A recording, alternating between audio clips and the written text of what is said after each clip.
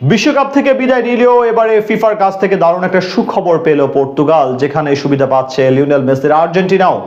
আর দারুণ এই খবরে উচ্ছ্বসিত দল দুটির ভক্ত সমর্থকেরা। বিশ্লেষকদের মতে ফুটবলের নিয়ন্ত্রক সংস্থা ফিফার এই উদ্যোগে ভক্তদের ফুটবল উন্মাদনা বেড়ে যাবে আরো কয়েক গুণ। কি সেই দারুণ খবর, যাতে বৃহস্পতি তুঙ্গে দুই মেরুর সমর্থক। চলমান ফুটবল বিশ্বকাপের মঞ্চ থেকে পর্তুগালের বিদায়ে দলটার ভক্ত সমর্থকদের মাঝে যখন বিষাদের ঘন ঘটা, ঠিক তখনই আন্তর্জাতিক ফুটবলের সর্বোচ্চ নিয়ন্ত্রক সংস্থা ফিফা বিশ্বজুড়ে ছড়িয়ে থাকা কোটি কোটি পর্তুগিজ সমর্থকদের জন্য নিয়ে এলো এক দারুণ সুখবর। একই কারণে স্বস্তির সুবাতাস বইছে বর্তমান বিশ্ব চ্যাম্পিয়ন আর্জেন্টাইন শিবিরেও। আর ফুটবলের এই বিপরীত দুই মেরুর সমর্থকদের জন্য এমন এক ঐতিহাসিক সিদ্ধান্তের কারণে ফুটবল দুনিয়ায় রীতিমতো আনন্দের এক নতুন জোয়ার বইতে শুরু করেছে, যা আগামী 2030 সালের ফুটবল বিশ্বকাপকে ঘিরে ভক্তদের মাঝে উন্মাদনাকে এক নতুন উচ্চতায় নিয়ে গেছে।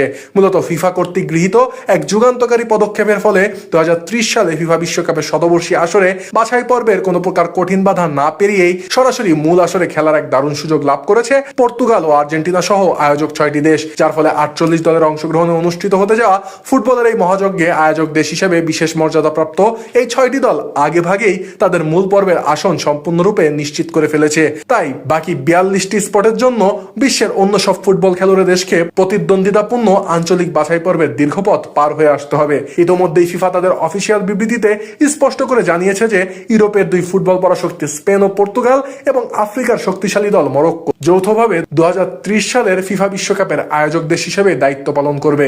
তবে এর পাশাপাশি ফুটবল বিশ্বকাপের গৌরবময় পথ চলার শতবর্ষ উদযাপনের মাইলফলককে ইতিহাসের পাতায় চিরস্মরণীয় করে রাখতে দক্ষিণ আমেরিকার ঐতিহ্যবাহী তিন ফুটবল পরাশক্তি আর্জেন্টিনা, উরুগুয়ে এবং প্যারাগুয়েতেও বিশ্বকাপের একটি করে বিশেষ উদ্বোধনী ম্যাচ আয়োজন করা হবে। যার ফলে প্রথম ঘোষণায় এই তিন দেশের সরাসরি খেলার বিষয়টি অস্পষ্ট থাকলেও পরবর্তীতে ফিফা বিষয়টিকে পুরোপুরি খোলাসা করে, যেখানে তারা জানায় যে বিশেষ আয়োজক দেশের মর্যাদায় আর্জেন্টিনা, উরুগুয়ে ও প্যারাগুয়েও কোনো রকম আঞ্চলিক কোয়ালিফায়ার ম্যাচ খেলা ছাড়াই সরাসরি 2030 বিশ্বকাপের মূল পর্বে অংশ নেওয়ার সুবর্ণ সুযোগটি লাভ করবে।